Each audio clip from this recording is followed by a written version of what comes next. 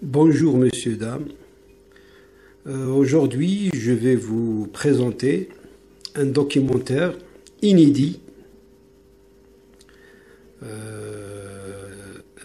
d'Ahmed Lalem qui porte le titre de Elle, réalisé en 1966. Étonnant documentaire dans lequel Ahmed Lalem donne la parole à des lycéennes après l'indépendance. Ce film la parole à des lycéennes après l'indépendance. Ce film n'a jamais été montré publiquement en Algérie, inédit jusqu'à aujourd'hui, pour des raisons peut-être politiques, je ne sais pas, mais je vais vous citer le témoignage de Monique Martineau, enseignante coopérante en Algérie en 1966, qui a été présente sur le tournage.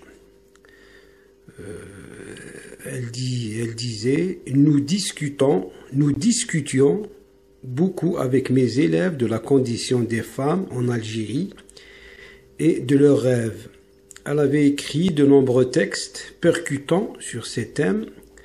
Un responsable des ciné-clubs les transmit à Ahmed Lalem, que je rencontrais alors.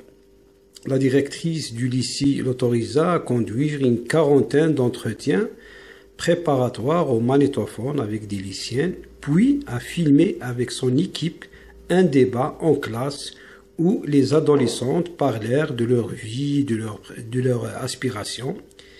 Il filma aussi des cours d'arabe dispensés par des enseignants égyptiens dans une optique religieuse très traditionnaliste. Beaucoup d'élèves venaient de Kabylie, parlaient peu l'arabe et rejetaient le contenu de cet enseignement. Ce document inédit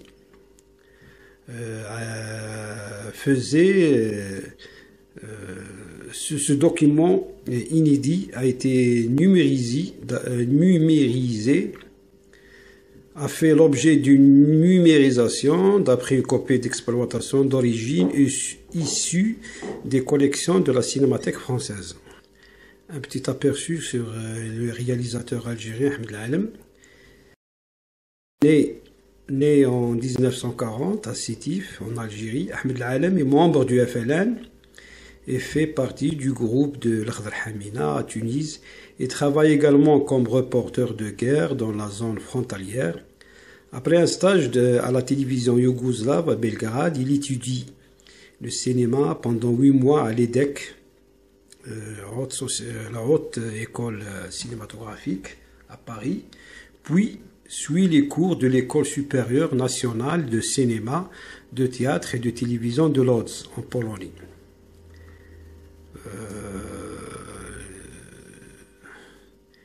Il fait ses débuts comme réalisateur en 1963 et tourne en près de 30 ans 2 longs métrages de fiction seulement, hélas, et une dizaine de documentaires et de reportages. Ses sujets principaux sont l'éveil politique algérien, comme Zone interdite, présenté à la quinzaine des réalisateurs en 1975, le symbolisme historique et les réalités culturelles, mais aussi les tabous, l'émancipation des femmes, la question du sida en Algérie, etc., etc. Depuis le milieu des années 90, le réalisateur s'était exilé en France.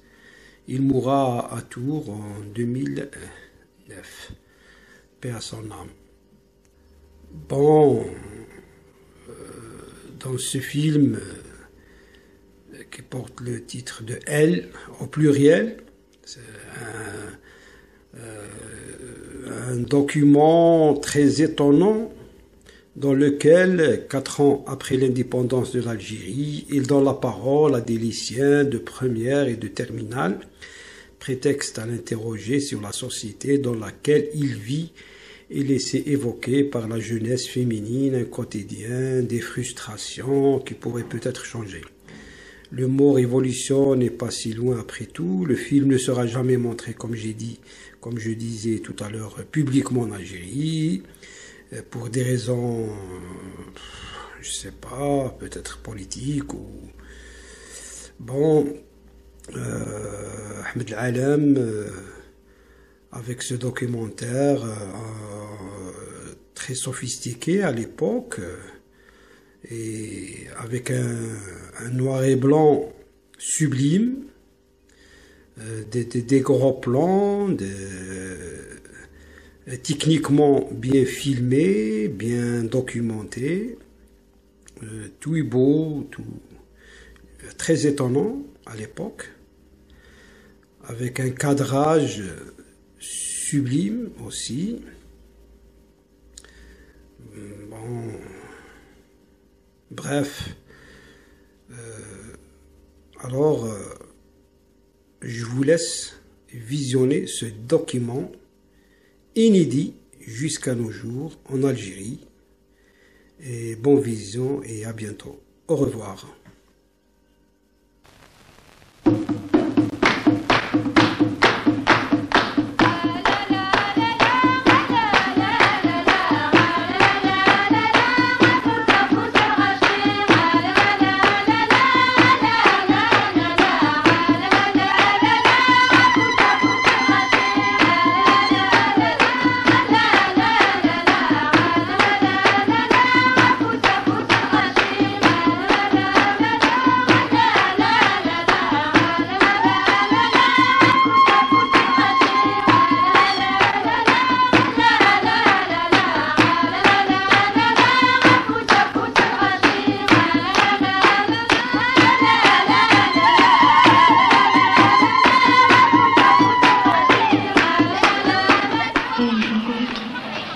Je reste à la maison, puis on regarde des revues, on écoute la radio. C'est tout ce qu'on fait. Mais non, parce qu'il n'y a pas beaucoup de filles qui sortent. C'est rare qu'on voit une fille en ville. Jamais on a vu des choses comme ça sur nous. On entend parler de toutes les filles du monde entier. Puis la fille algérienne, on a l'impression qu'elle est laissée de côté. Et puis on a l'impression que la femme algérienne ne sert à rien du tout. La jeune fille algérienne, c'est seulement maintenant qu'elle cherche à se libérer. Et pour elle, c'est tout à fait normal, il y a beaucoup de problèmes. Je dois m'estimer heureuse de continuer mes études. À part ça, je n'ai pas d'autres... distractions. Parce que... c'est pas grave. Une jeune fille algérienne n'a pas besoin de... Non, ce n'est pas parce qu'elle n'a pas de distraction qu'elle est malheureuse. C'est parce que ses parents ne la comprennent pas. Enfin, elle est malheureuse et... Enfin, elle est résignée. أبداً. إذا نظرنا إلى الحقيقة فإني أرى أن المرأة الجزائرية أسعد إنسانة في العالم، لأن عندها مزايا كثيرة تاريخية ووطنية وجنسية وسياسية. إذن فالمرأة الجزائرية لا أعتقد أنها شقية، فهي سعيدة.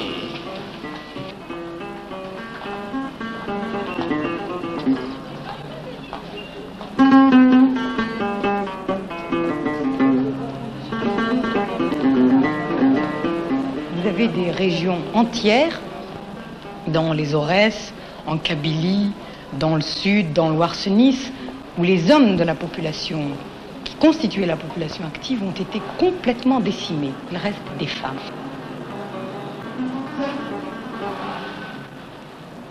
Je connais des femmes, personnellement, ne demanderaient pas mieux que de sortir sans voile, et puis elles sont très, très potentes physiquement, quoi. Elles peuvent se permettre. Franchement, parce que le mari, quand il impose à sa femme de mettre le voile, c'est plutôt pour sa famille, pour les gens qu'il connaît. Il ne veut pas que les gens qu'il connaît voient sa femme. Il a l'impression de ne pas dominer la famille, quoi, de ne pas commander sa femme et toute la famille.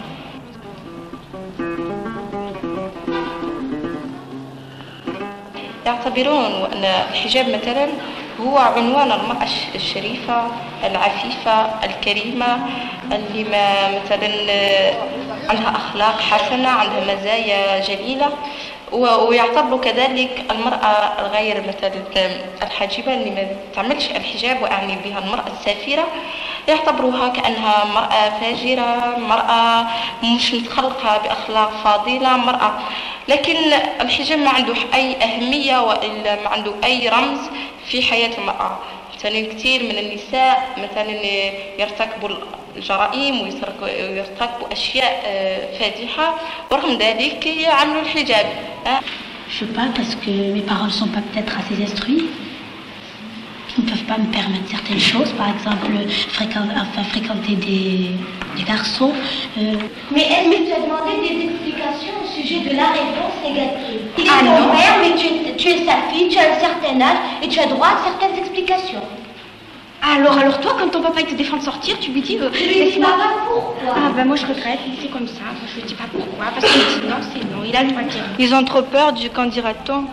Le fait déjà d'avoir accès à des études, si on veut, c'est déjà un privilège par rapport à l'ensemble, mais les autres. Celles qu'on arrête, par exemple au niveau du BEPC, on l'arrête pour la garder. Celles qui n'ont pas d'instruction, celles qui sont chez elles, celles qui ne sortent pas, qui ne travaillent pas.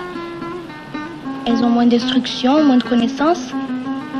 Une fille, par exemple, qu'on arrête au niveau du BEPC, pourquoi faire? Pour la garder à la maison, parce qu'elle est grande. ويوافقوا رجال الدين اللي راهم يعارضوا لنا واللي خذاو الاسلام خاطر الوالدين يتمسكوا بزاف بالاسلام ورجال الدين هذوما خذاو نقطة الضعف تاع والدينا وتاع الاهالي تاعنا.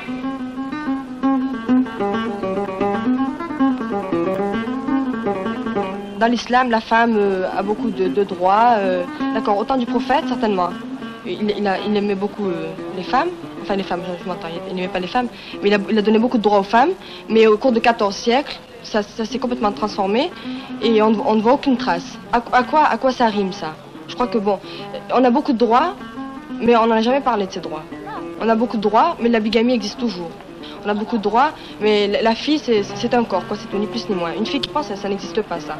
البنت الجزائرية المتنورة لما تقرأ التاريخ نتاعها تعرف بأن ما كانش ديانة اعترفت للمرأة بالحقوق كالديانة الإسلامية. Enfin, les intellectuels vous diront que non.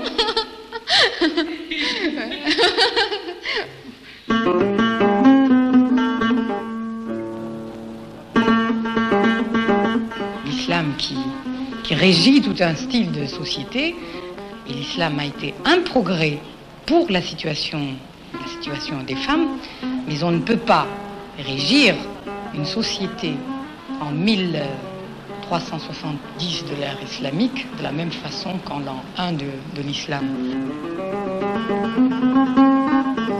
Parce que là, il y a quand même le monde moderne qui avance et on ne peut pas être régi par une loi qui date d'il y a des siècles. La religion, ils la faussent malheureusement. Ils faussent et ils rendent un mauvais service à la religion et à notre jeunesse qui est là pour vivre librement, s'épanouir librement au XXe siècle. Pour la vie de lycéenne, ça va très bien. Les études et tout, mais c'est en dehors du lycée que ça gâche un peu avec les parents. Bien sûr, surtout à la maison. Je sais que pour les parents, aller à l'école, c'est déjà une sortie. Oui, c'est vrai. Quand je me plains de ne pas sortir, on me dit oui, mais tu es dehors de 8h jusqu'à 5h. Il y a des bons films qui passent, j'aimerais pouvoir y aller. Il y a par exemple des mouvements, j'aimerais pouvoir faire partie d'un mouvement. Il arrive un moment où on a besoin de se distraire, on a besoin de voir des gens autour de nous, de parler. Moi, par exemple, j'ai jamais vu une salle de ciné. Je sais pas comment c'est. Il n'y a pas que la jeune fille algérienne qui se plaint sur ce point. Même les jeunes gens se plaindront du manque de distraction. Puis la jeunesse, ça ne cherche pas que le devoir. Enfin, oui, c'est vrai, on devrait penser à ça. Et puis on n'est pas le premier pays à avoir fait une révolution. Alors, les distractions, mais il nous faut des distractions. Quand je sors avec les filles qui font du sport, puis j'aime bien le sport. Le sport, c'est déjà une grande distraction pour elles.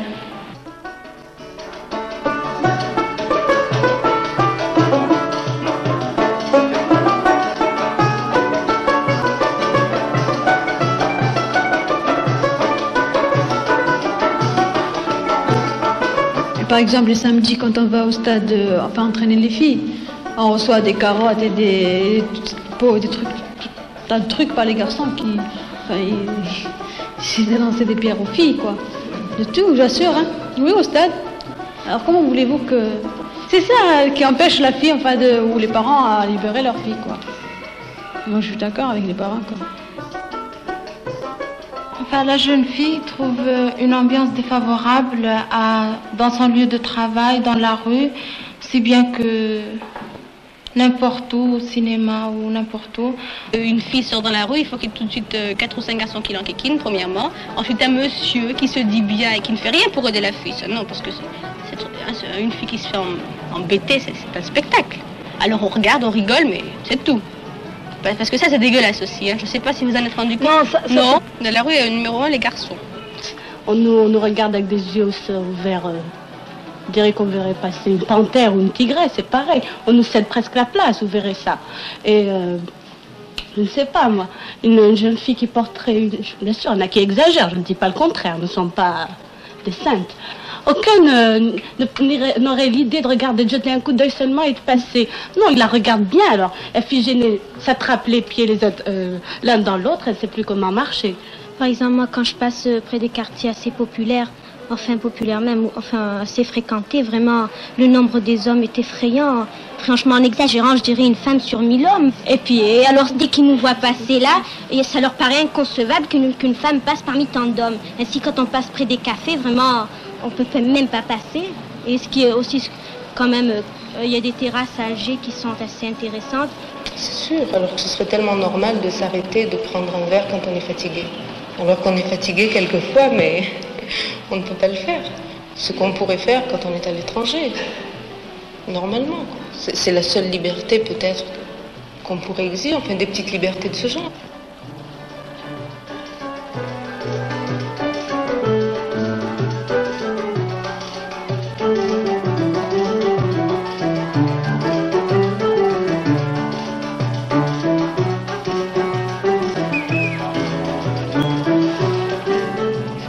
Existe chez les femmes, certes, mais il existe également dans la société en général, qui est une société masculine, une société faite par les hommes et pour les hommes.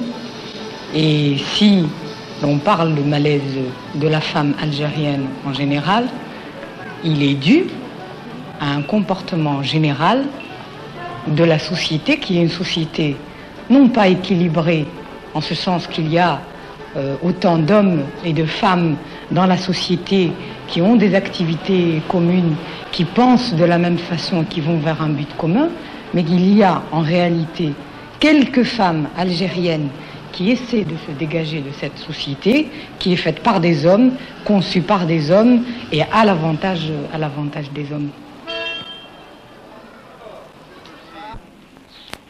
S'il y avait plus de relations entre les lycéens et les lycéennes, s'il y en avait véritablement, parce que je pense qu'il n'y en a pas, il n'y a pas de relation entre lycéens et lycéennes, vous savez qu'il y a des gars qui sont à Bugeaud, qui sont à Fromentin ou à Tataouine, mais c'est tout ce que vous savez d'eux. C'est vrai. Parce qu'ils ne nous laissent pas. Alors les garçons n'ont pas de copines, ils n'ont pas avec qui discuter. Ils ne peuvent pas discuter aussi toujours avec des garçons entre eux. Comme nous, on ne peut pas discuter toujours avec des filles. Ils ne peuvent pas faire, je sais pas moi, résoudre certains problèmes. Parce que si la situation de la femme est une situation qui n'est pas marrante, les Algériens aussi souffrent de cet état de choses. Ah oui, ils souffrent beaucoup. J'ai déjà pas au sport comme ça, j'ai parlé avec un garçon et puis alors ils sont toujours là à nous poser pourquoi vous ne parlez pas avec nous, pourquoi par exemple on n'organise pas par exemple une bande puis sortir ensemble. Oui, ça c'est sûr, il n'y a absolument aucun contact entre les hommes et les femmes algériennes. Il n'y a pas de contact. J'étais déjà dans un sujet mixte. On s'entendait bien, c'était bien. On était comme frères et sœurs, on s'entendait bien. Je pense que la meilleure solution pour élargir les rapports entre garçons et filles serait la mixité. La mixité dès l'école maternelle. Du moment où, à notre âge, les gosses, quand les parents les empêchent de fréquenter leurs camarades garçons. C'est à partir de ce moment-là, justement, que l'on doit essayer de résoudre le problème. On voit par exemple des gamins et des petites filles qui n'ont pas le droit de marcher ensemble, de jouer ensemble, parce que c'est les parents qui les en empêchent. Et c'est là justement le problème. C'est peut-être à nous d'y remédier, mais c'est aussi aux autres, parce que nous, on est aussi des jeunes et on nous empêche justement de fréquenter nos camarades. Alors je pense que c'est là le problème, et c'est ça justement qui nous mènera à résoudre le problème de la mixité. في نظري التعليم مثلا المزدوج يجب أن يكون ابتداء من عهد الروضة، أي في الأقسام الابتدائية يكون التعليم مزدوج. لماذا؟ حتى مثلا إذا ما وصل الطفل إلى درجة أو إلى سن لا يشعر بعقد نفسية ولا يشعر بنقص. مثلا نرى في مثلا مجتمعنا الحالي نرى البنات مثلا من جهة والأولاد من جهة وهم يشعرون بنقص. C'est-à-dire qu'il est des jeunes filles qui ont dit au monsieur, elles lui ont dit enfin on est malheureuse parce qu'on n'a pas assez de distraction, parce qu'on est un peu trop serré par nos parents, et puis enfin un tas d'arguments, puis ensuite elles ont conclu mais on est résigné. Alors moi je me suis dit non, elles n'ont pas le droit de dire ça, parce qu'elles n'ont parlé uniquement que de distraction, elles n'ont pas cité le devoir. Enfin, je voudrais pas que ça fasse pédant, mais enfin, pour moi, il me semble que la jeune fille algérienne doit avant toute considération, voir le devoir, vous voyez, au nom de la révolution, au nom d'un tas de trucs.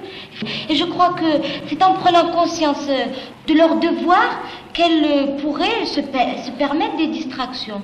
Parce que les parents, en voyant qu'ils ont affaire à une fille qui est, comment on dit, terre à terre, une fille qui raisonne, une fille qui a la tête froide et tout, là, il lui permettrait de se distraire sans avoir peur, sans se méfier de quoi que ce soit. Parce qu'il se dirait, ma fille est à la hauteur de se défendre, est à la hauteur d'assumer certaines responsabilités et sa propre responsabilité. Enfin, nous sommes un peu désorientés parce que nous sommes en présence de deux civilisations qui se heurtent. Enfin, une traditionnelle, l'arabe, et puis une moderne, la française.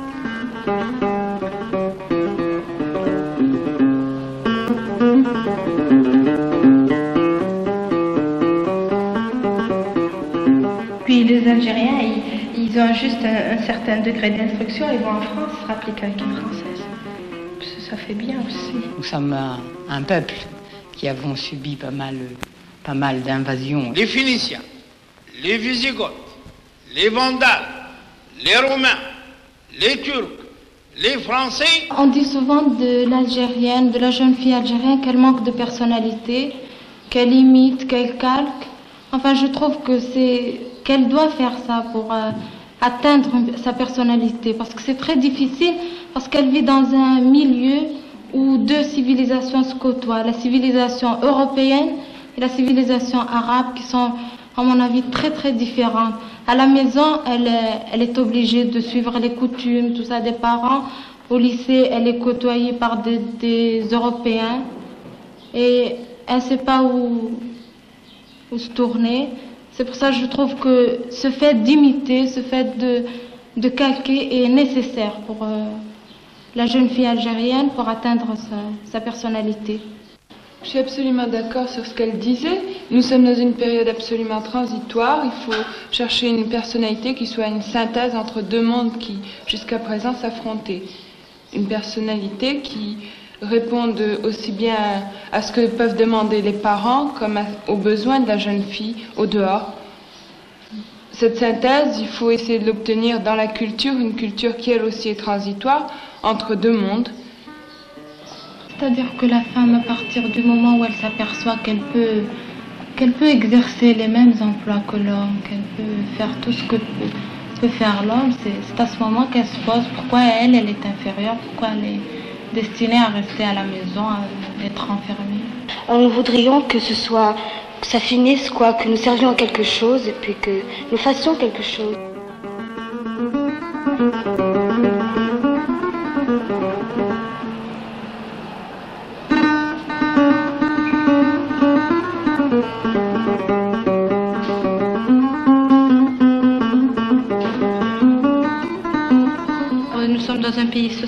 qui se veut socialiste et tous les habitants doivent être égaux. En principe, oui. Et il me semble que ce n'est qu'une transformation radicale de la société qui pourrait mettre la femme à l'égal de l'homme, que ce soit la femme algérienne ou une autre femme. Et justement, ce n'est que par le travail que la femme pourra se rendre égale de l'homme. Une femme ne peut pas tout à fait égaliser l'homme. Je sais pas, pour qu'il y ait un bonheur, il faut que quelqu'un domine dans la maison. Il faut que, ou le mari ou la femme, plus généralement c'est le mari qui domine. Alors la femme, elle doit limiter ses prétentions. Personnellement, je pense pas. Il peut y avoir tout à fait de l'égalité. Et on a vraiment l'exemple de toutes les femmes dans tous les pays socialistes, tels que le RSS, tels que la Bulgarie, où on voit des femmes capitaines de bateaux, où on voit des femmes receveurs d'autobus. Moi, je suis d'accord avec les camarades là, qui viennent parler de l'inégalité, de grands blablabla, mais je suis en train de me rendre compte qu'on est en train de faire des grandes phrases, de parler de bâtir le pays, de faire comme dans les pays socialistes, et patati patata, mais on ne peut pas brûler les étapes. Avant d'essayer de jouer les femmes qui commandent des bateaux ou qui font receveur de bus, c'est bien beau, d'accord, mais on n'est pas arrivé en un jour, premièrement, et ensuite, ça n'est pas nos problèmes. Que vous le voulez, que vous ne voulez pas, vous êtes en train de faire du blablabla, de dire oui, nous les femmes, nous avons des problèmes, et vous développez ces problèmes, c'est faux. Vous avez qu'à regarder les problèmes que vous avez. Les problèmes qui se posent à chacune de nous, ça n'est pas ne pas me faire croire que c'est vouloir construire un bateau ou vouloir être ingénieur. Bon, d'accord, premièrement, c'est dans l'avenir. Vous avez 16, 17 ou même 18 ans. Ça n'est pas maintenant que vous pensez être médecin ou être ingénieur. Et surtout pas à dire je vais être médecin ou ingénieur parce que ça s'est fait en URSS, ça s'est fait en Chine et parce que je veux servir mon pays. Maintenant, les problèmes qui se posent à vous, c'est les problèmes les plus concrets que vous n'osez pas dire parce que vous pensez que c'est idiot, que ça n'a pas de sens, que par exemple vous n'osez pas sortir ou que les problèmes qui se posent à vous à cause des parents, à cause des gens qui sont autour de vous, mais n'allez pas chercher midi 14h.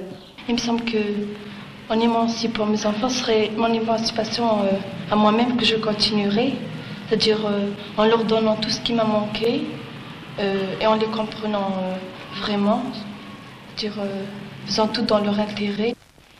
البنت الجزائرية مطالبة بأن تتعلم لأن الدين نتاعها يأمرها بالتعلم والدين الإسلامي يأمر الآباء باللي يعلموا بناتهم لأن البنت هي النصف نتاع المجتمع. Le monde actuellement a atteint un niveau de culture tel qu'il est impossible de freiner ou d'entraver la libération de la femme, l'émancipation de la femme.